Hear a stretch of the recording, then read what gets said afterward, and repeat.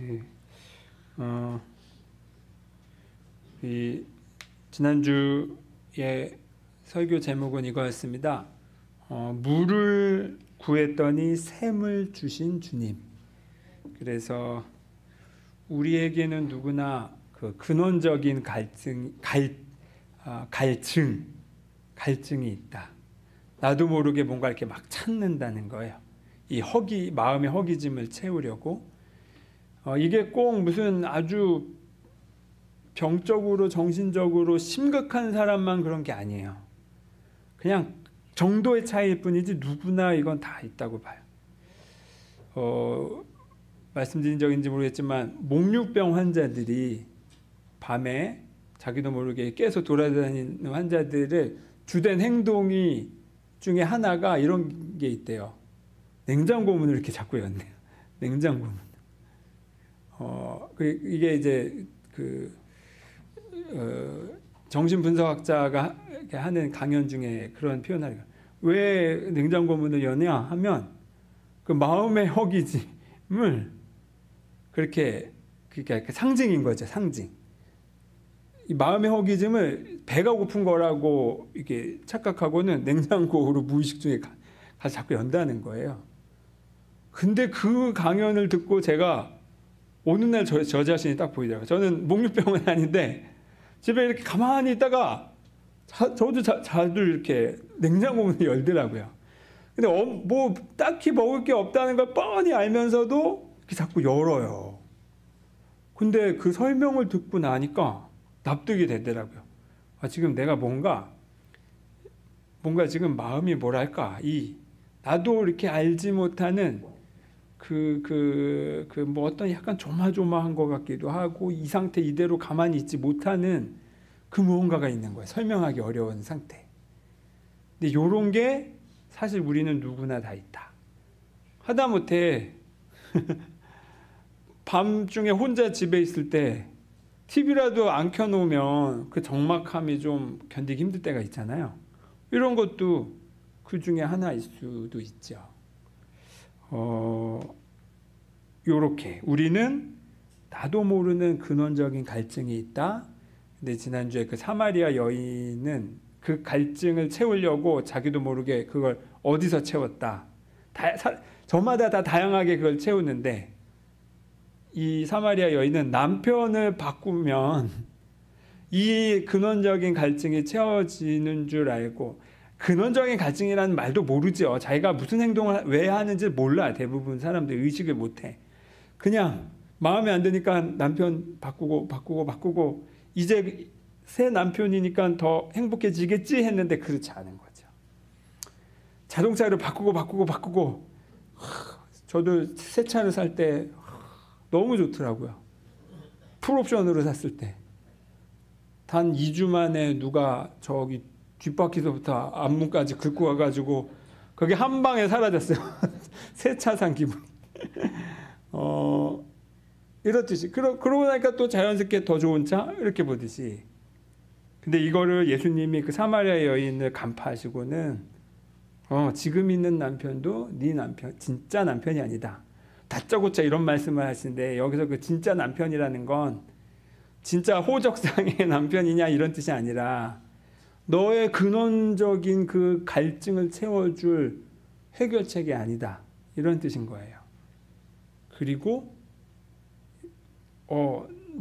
너에게 지금 말 걸고 있는 사람이 누군 줄 알았으면 네가 이렇게 뭐 물 달라고 했을 거다. 그러니까 영원히 마르지 않은 물을 네가 얻을 거다. 그 물을 주십시오. 제가 먹고 싶습니다. 그러니까 예수님이 하신 말씀이 이거죠. 영원히 목마르지 않는 영생의 물을 준데, 샘물을 준다가 아니라, 샘물이 아니다. 뭐라고 했어요? 물의 샘이라고 했어요. 물의 샘. 원어 그대로 하면 물의 샘이에요. 그러니까 샘물은 물이잖아요. 근데 물의 샘은 샘이잖아요. 그게 어디 있다? 우리 안에 있다는 겁니다. 단순히 물 한 바가지 주는 게 아니라 아예 샘 자체가 너 안에 있음을 네가 발견할 거라는 거예요. 영원히 목마르지 않을 수 있는. 그러니까 이게 지금 밥 한 끼 주세요라고 들어갔는데 거의 뭐 식당을 하나 차려준 거나 마찬가지인 셈인 거죠. 주님이 이게 바로 우리의 존재다. 우리 깨어 있으면 바로 그 셈이 우리 안에 있다. 이것을 꼭 기억하셨으면 해요. 그리고 그 셈이 우리 안에 있음을 누리는 이야기를 오늘 좀 다른 시각으로 나눠보고 싶습니다. 여러분은 이제껏 본인이 들었던 격려들 중에 최고의 격려의 표현 들어본 것 중에 그게 뭐가 있으세요? 저한테는 지금까지 들었던 칭찬 중에 제일 인상 깊게 남은 건 이거였어요. 민도누랑 있으면 내가 나다워지는 것 같아서 좋아. 이렇게 표현하더라고요. 민도누랑 있으면 좋은데 왜 좋냐면 쟤랑 있으면 내가 나다워지는 것 같아. 이런 거예요. 되게 신박한 표현이었어요. 그런 표현을 처음 들어가지고 그래서 더 인상 깊게 남고 오래 남더라고요. 그리고 곱씹을수록 그 표현은 되게 핵심을 건드린 표현이었구나. 그래서 나한테도 이렇게 오래 기억이 남을 만큼 이렇게 뿌듯했구나 했던 거예요. 근데 반대로 여러분이 들었던 말 중에 제일 기분 나쁘고 화가 나는 표현은 뭐였을까요?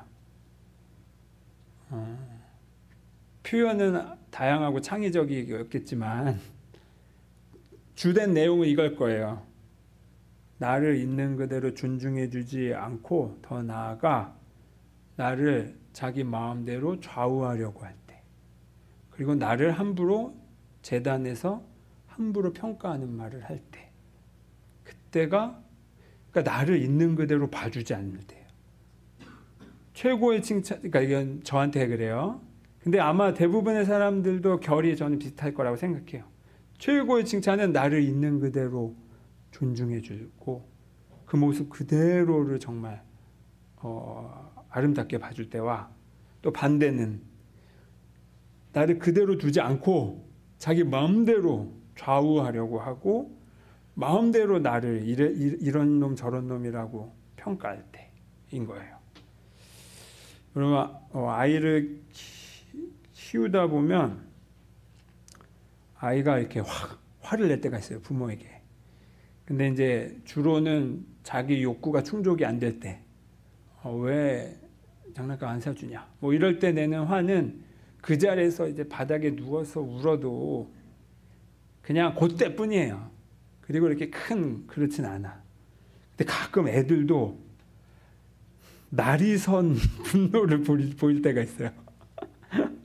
온열에 서리가 내릴 것 같은 눈빛으로 쫙 변하면서 말을 많이 하지도 않아. 눈빛으로 모든 걸 표현할 때가 있더라고요. 저희 집 얘기입니다. 근데 그때가 언제냐라고 이렇게 보면 단순히 욕구가 충족 안 됐을 때가 아니라 그럴 땐 그런 식의 화를 안 내요. 어느 때 화를 내냐면 부당하다고 느낄 때. 이 부당함이란 쉽게 말하면 이거예요. 내가 바라고 원하고 혹은 나의 존재를 공평하게 있는 그대로 존중해주지 않고 무시할 때인 거예요. 차별을 하거나 아니면 내가 분명히 여러 번 말했는데 그 말 무시하고 자기 하고 싶은 말만 엄마 아빠가 하거나 이럴 때 이제 쌓이다가 이제 그렇게 표창 한번 날리더라고요. 이런 거, 나의 의견과 바람과 나의 존재를 하찮게 여기는 거잖아요. 무시하는 거잖아요. 내가 한 말을 듣지를 않는 거잖아요. 이럴 때 이 누구나 아이뿐만 아니라 저도 그때 큰 화를 느껴요. 근데 만약에 이런 부당한 대우를 개인이 아니라 집단이 당한다면 그때 그 집단이 경험하는 화는 얼마나 클까? 우리 애한테만 해도 그런 눈총 받을 때면 좀 무섭더라고요. 자다가 어디 뭐 사심에 찔리는 거 아니야? 이런 정도의 진짜 날카로운 눈빛을 하는데, 이게 만약에 집단적으로 그런 부당함을 받고 화가 난다면 얼마나 클까? 그게 바로 우리가 경험했던 그 일제시대였던 거죠. 일제시대. 자, 3.1운동이 몇 년도인지 기억나세요?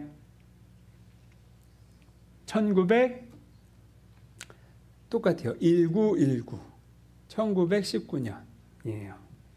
요 때를 짜고 천도교와 그 다음에 우리 개신교 중에서도 감리교와 장로교 그리고 불교가 이제 합심해서 3.1 만세 운동을 하려고, 독립 만세 운동을 하려고 이제 준비를 했어요.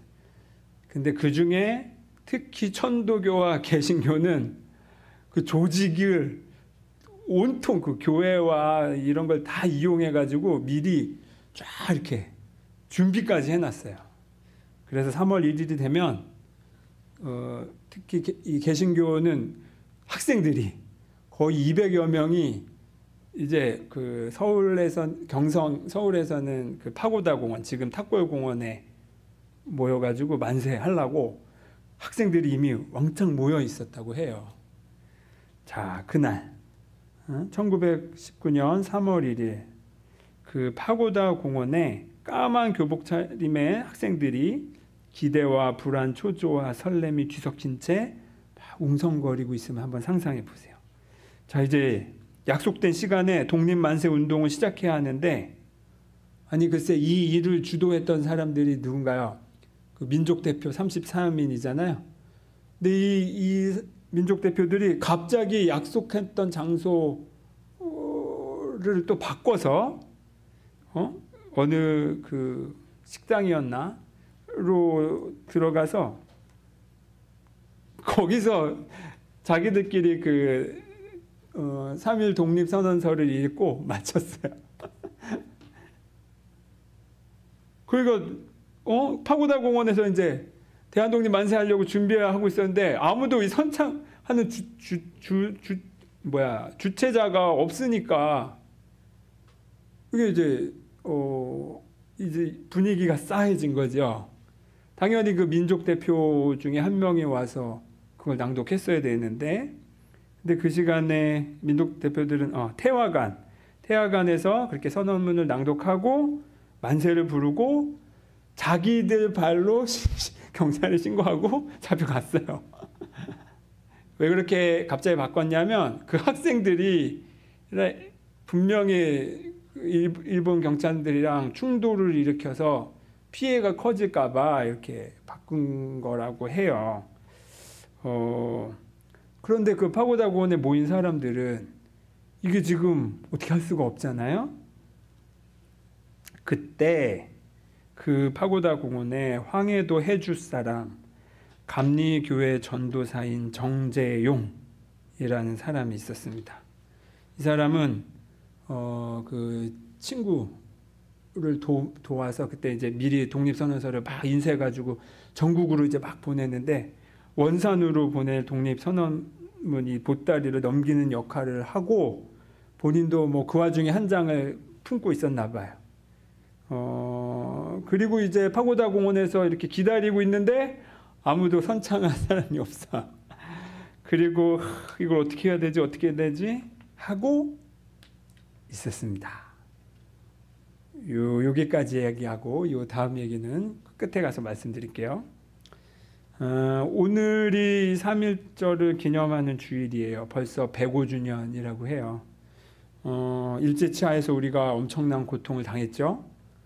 저도 뭐 책으로나 영화로나 뭐 알죠. 여명의 눈동자 이런 거 보고 저는 처음 알았죠. 다 아시죠? 여명의 눈동자. 그리고 요즘엔 뭐 경성 크리처 이래가지고 또 넷플릭스에서 요즘 드라마로 또 일제시대 배경으로 나온다고 해요. 이게 고통스러웠던 이유는 뭐냐? 아까 제가 말씀드렸듯이 한 존재, 온전한 한 존재로서 존중받지 못할 뿐만 아니라 모욕과 착취를 당하는 경험이었기 때문에, 그것도 집단적으로. 그리고 3.1 만세 운동은 이 고통과 폭압을 견디지 못해서 터져 나온 분노였죠. 이런 거예요. 나 여기 있어. 나 함부로 밟지 마. 감히 우리를 네 멋대로 착취하려고 하지 마. 우리나라와 민족은 너네가 함부로 짓밟아도 되는 그런 존재가 아니야. 우리는 자존하고 자립해. 누구도 그렇게 함부로 대해서는 안 돼. 라는 고함을 외친 거예요. 이 고함 소리가 얼마나 컸던지, 고 파고다 공원 사람들만 들은 게 아니라 아시아뿐만 아니라 인도와 심지어 이집트까지 이 소식이 갔어요. 그래서 저도 이렇게까지 정도인지 몰랐어요. 3.1 운동이 얼마나 결국 3.1 운동이 일어난 다음에 몇 년 뒤에 우리가 해방이 됐나요? 광복이 됐나요? 바로? 아니에요. 그 뒤로 또 10몇 년 있다잖아요. 그러니까 이게 되게 먼 이야기인 거.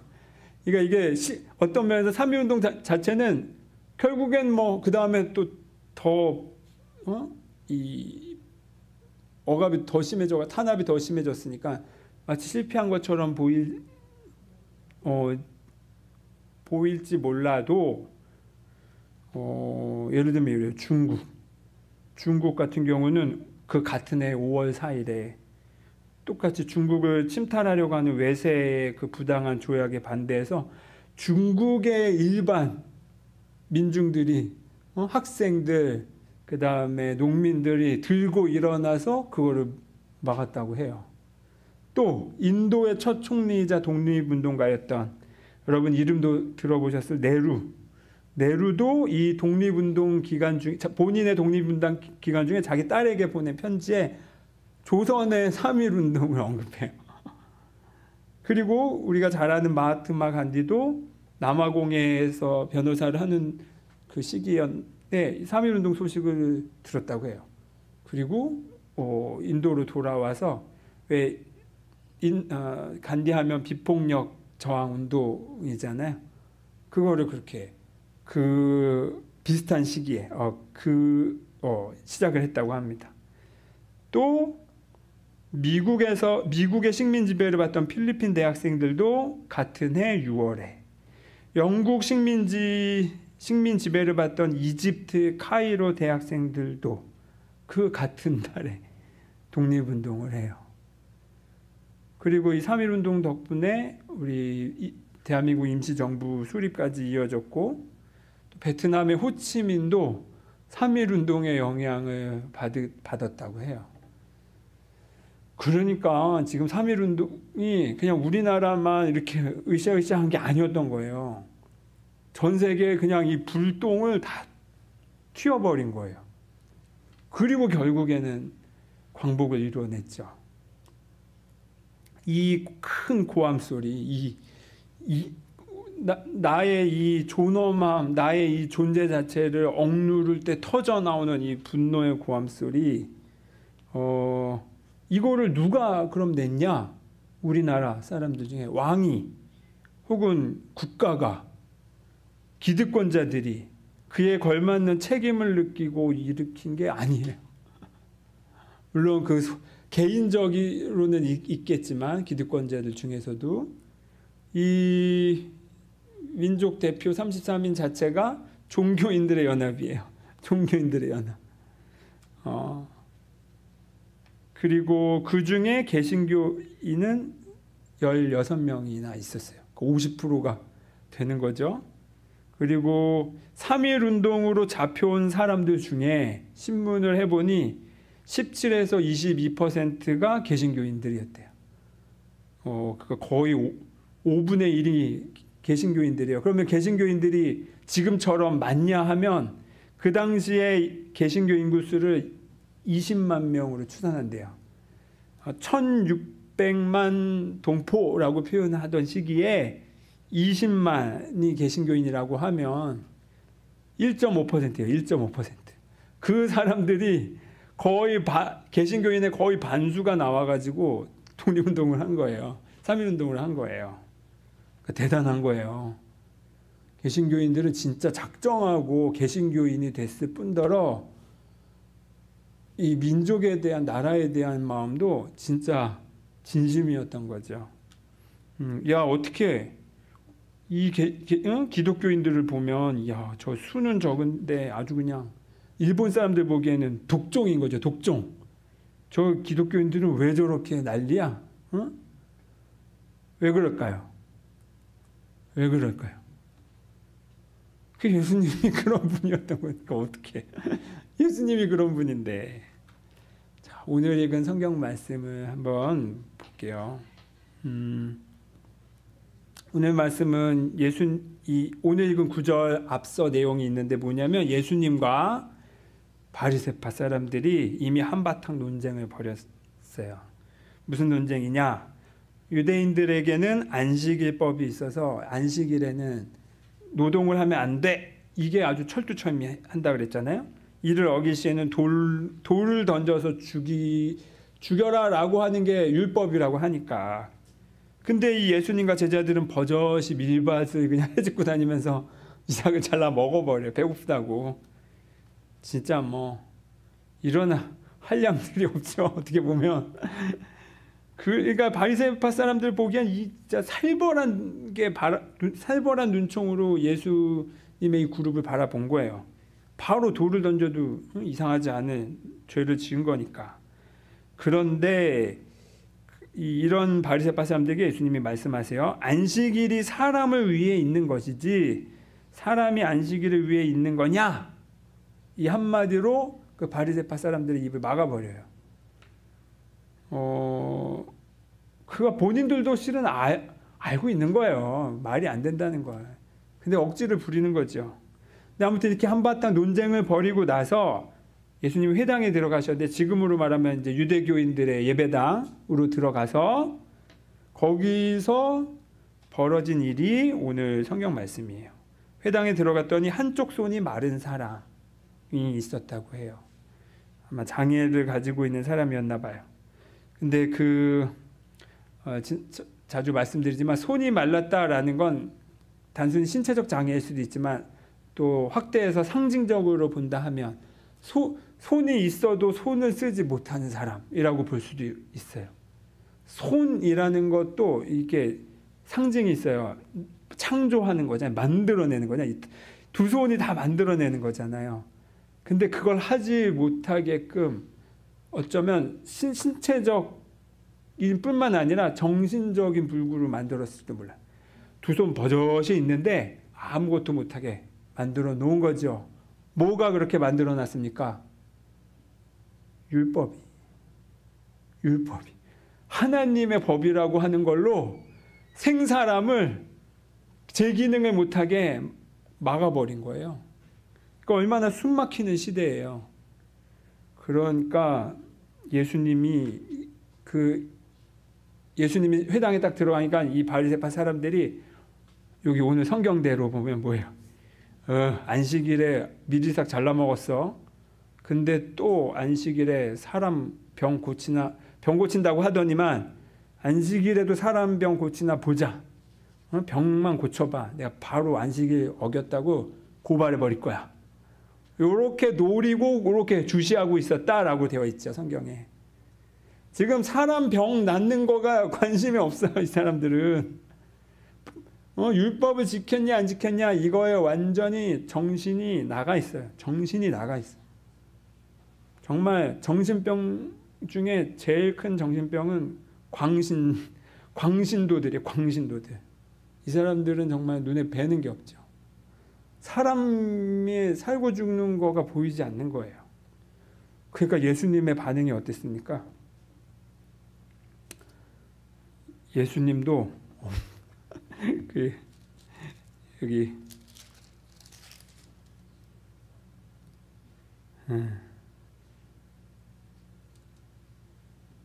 5절에 그들의 마음이 완악함을 탄식하사 노하심으로 그들을 둘러보시고.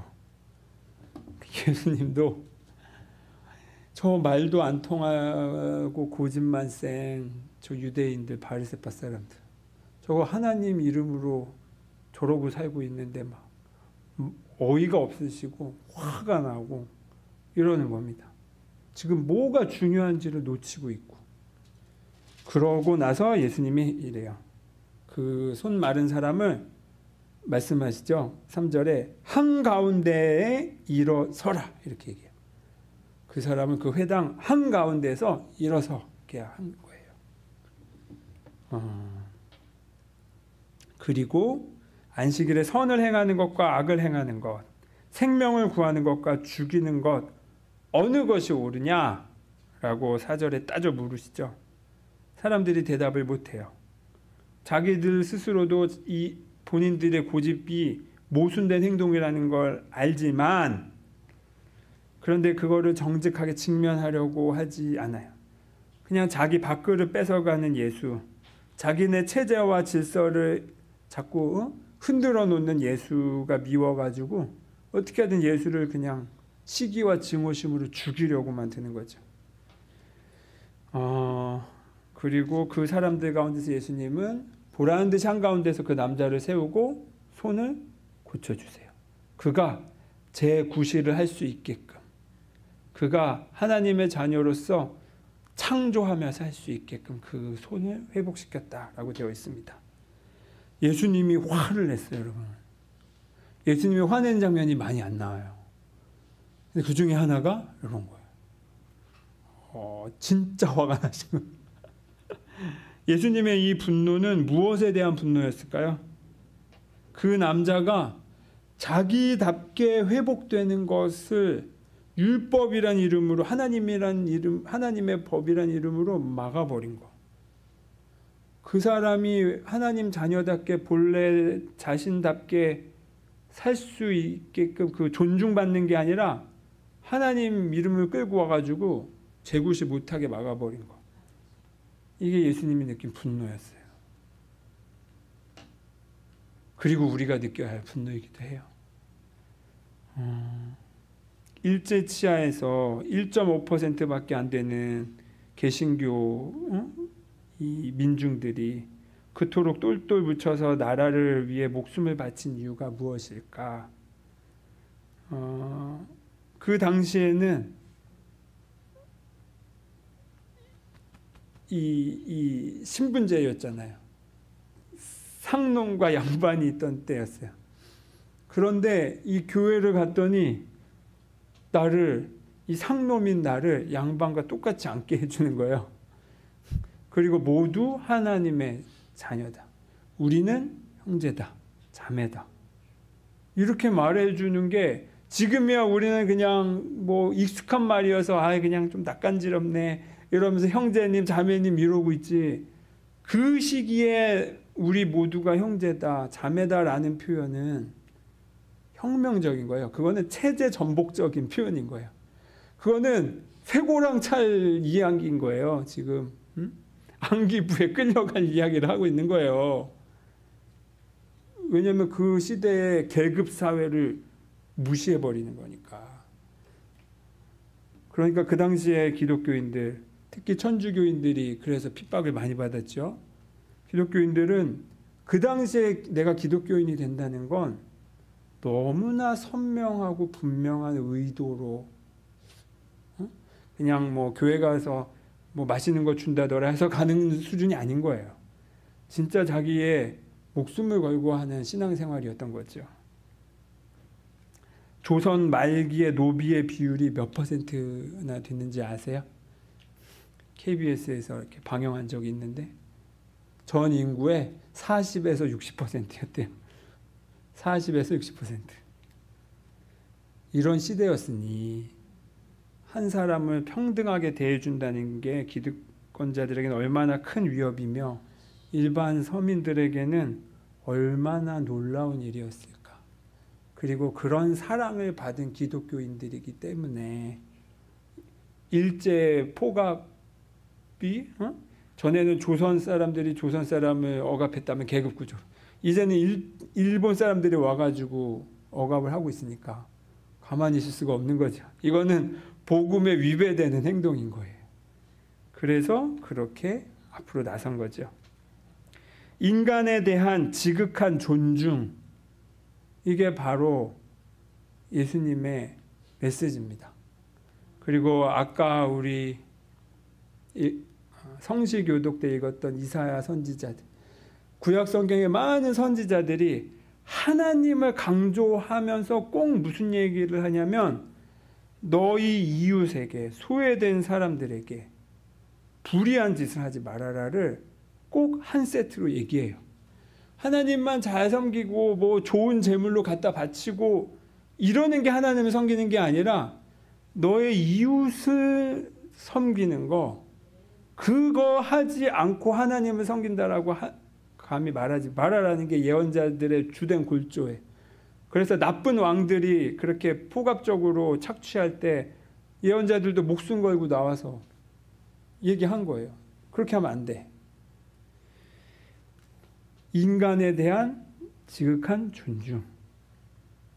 그리고 한 발 더 나가서 한 사람이 얼마나 이토록 존엄한가. 이거 자체가 성경의 메시지예요.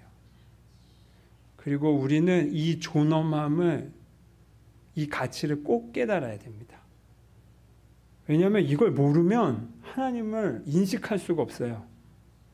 맨날 나 자신을 쓸모없는 인간이라고 생각하고 늘 부족한 인간이라고 생각하고 나 자신을 그냥 함부로 대하는 마음 상태에서 와, 하나님 대단하다라는 말은 공허한 말이에요. 하나님의 이게 나 자신에 대한 인식과 하나님의 존귀함이 이게 따로따로가 될 수가 없어요, 여러분.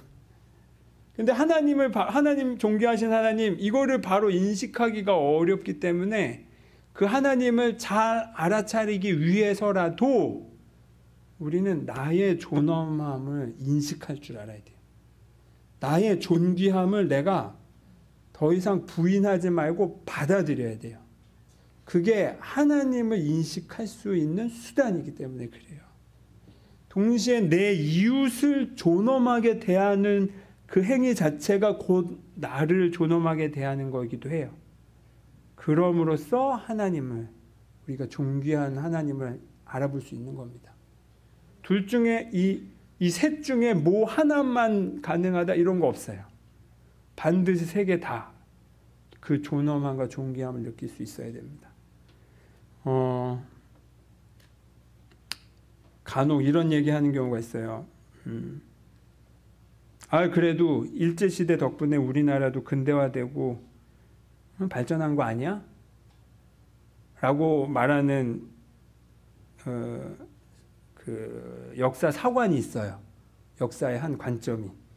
그런데 철로 깔리고 근대화되고 발전된 거 그건 좋은 일이죠. 그런데 그렇다고 해서 위안부로 끌고 가고 강제 노역에 동원돼서 생사도 안 돼, 확인이 안 되는 게 정당화될 수는 없습니다. 그것과 이것은 완전히 별개의 이야기예요. 어쩔 수 없이 이 두 개를 붙여놓고 얘기하는 것 자체가 잘못이에요. 어떤 경우도 내가 이렇게 해줬으니까 너 좀 희생해가 정당화될 수 없어요. 그거를 희생을 강요할 수 없단 말이에요. 그런 게 바로 이만큼 그래도 누렸으니까 뭐 고마워해야지 라는 사고방식 자체가 딱 가스라이팅 된 마음인 거예요. 노예의식화된 마음인 거예요. 나도 모르게 그렇게 학습된 마음인 거예요. 스스로 노예가 되게끔. 이렇게 여러분 나의 존엄을 함부로 엿장수에게 넘겨주시면 안 됩니다. 단호하게 나의 존엄함을 끝까지 지키셔야 돼요. 왜? 왜? 우리는 하나님의 형상된 존재이기 때문에, 하나님의 자녀로 지음받은 존재이기 때문에 그래요. 나의 존재가 존엄하게 존중받아야 한다면 당연히 너의 존재도 똑같이 존중받아야 하죠. 누구도 함부로 속박하거나 착취해서는 안 됩니다. 이것이 바로 하나님이 우리에게 주신 생명의 꿈틀거림입니다. 하나님의 자녀로서 내가 바로 여기 있어! 라고 고함치는 거, 이런 분노는 저는 거룩한 분노라고 생각해요. 다만 이런 경우는 거룩한 분노인데, 그래도 분노 자체를 너무 오래 가지고 가지 마세요. 이 기분은 오히려 내가 이 창조적으로 그러면 어떻게 기여를 할까의 원동력으로는 쓰시되, 이 분한 마음으로는 근데 오래는 가지는 마시기를 권해요. 왜냐하면 뭐 사도 바울도 그렇고 잠언도 그렇고 전도사도 그렇고 뭐 에베소서 야고보서 분노에 대해서 오래 가지고 있지 말라는 표현은 성경에 더 많이 있어요. 그렇기 때문에 좀 거룩한 분노만 지혜롭게 여러분이 알아차리실 필요가 있습니다. 이야기를 마치면서 앞서 파고다 공원에서 이제 만세를 외쳐야 되는데 민족 대표 33인들은 다 이미 잡혀갔어. 그리고 그거 선창할 사람이 없어서 다 장작들은 다 모였는데 이 불쏘시개가 없어버린 이 상황에서 해주 사람 정재영 전도사는 자신이 원래 그 역할을 하는 사람이 아닌데, 자기는 간접적으로 도왔던 사람인데 나서는 사람이 없어서 본인 품에 있던 그 3.1 독립 선언서를 꺼내서 펼쳐보았다고 해요. 그리고 그 첫 글자 독립이라는 이 단어를 보고 가슴에서 막 타오르는 이 충동을 못 이겨서 그 자리에서 본인이 낭독을 시작합니다. 짧게 두세 문장만 읽어드릴게요. 요즘 말로 번역된 거예요. 우리는 오늘 조선이 독립한 나라이며 조선인이 이 나라의 주인임을 선언한다. 이것은 하늘의 뜻이고 시대의 흐름이며 전 인류가 함께 살아갈 정당한 권리에서 나온 것이다.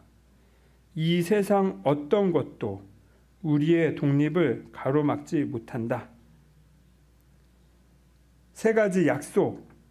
하나, 오늘 우리의 독립선언은 정의, 인도, 생존, 존영을 위한 민족의 요구이니 오직 자유로운 정신을 드날릴 것이요. 결코 배타적인 감정으로 함부로 행동하지 말라. 우리의 독립을 위해 일본 사람을 함부로 미워하거나 배타시키지 말라는 거예요. 이런 선언서는 아마 다른 독립선언서는 그렇지 않아요. 무력으로 육탄전 이런 표현이 들어가. 근데 이 종교인들이 만든 3.1 독립선언서만 함부로 배타적인 감정을 갖지 말되 단호하게 우리의 자주성을 외쳐라 라고 얘기해요. 유명한 구절. 마지막 한 사람까지, 마지막 한순간까지 민족의 정당한 뜻을 마음껏 드러내라. 자, 이것이 2000년 전 예수께서 시대의 부조리에 억눌린 손 마른 사람을 회당 한가운데 당당하게 서게 하신 상황과 저는 똑같다고 봐요. 그 율법이라는 이름으로 사람을 살리는 게 아니라 오히려 죽이고 있는 상황에서, 이 부조리한 상황에서 그 사람을 한가운데 세워서 낫게 하셨잖아요. 지금 똑같아요. 지금 민족 대표들이 없어가지고 어찌할지 몰라서 우왕좌왕하던 상황에 이 정재용은 마음에서 아마 성령께서 말씀하시지 않았을까? 한가운데 가서 일어서라. 그렇게 파고다 공원 팔각정에 그 한가운데에 서서 이 정재용은 성령의 충동을 따라 자신의 존엄함, 하나님이 부여하신 이 민족의 거룩한 존엄함을 선포한 것 아니었을까?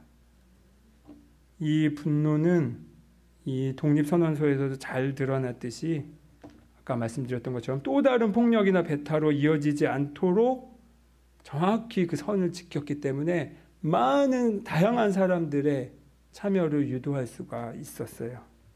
그리고 최후의 일인까지, 최후의 일가까지 민족의 정당한 뜻을 단호하게 드러내길 촉구했습니다. 하나님의 자녀로서 여러분의 존엄함을 최후의 일인까지, 최후의 일가까지 마음껏 드러내십시오. 그것은 만용이 아닙니다. 그것은 교만이 아닙니다. 거짓 존엄일 때만 교만이 드러납니다. 진정한 존엄함을 받아들이는 것은 거룩한 일이기 때문입니다. 여러분이 이 거룩한 분노로 이 거룩한 존엄함을 매 순간 기억하고 누리며 사시기 바랍니다. 잠시 기도하겠습니다.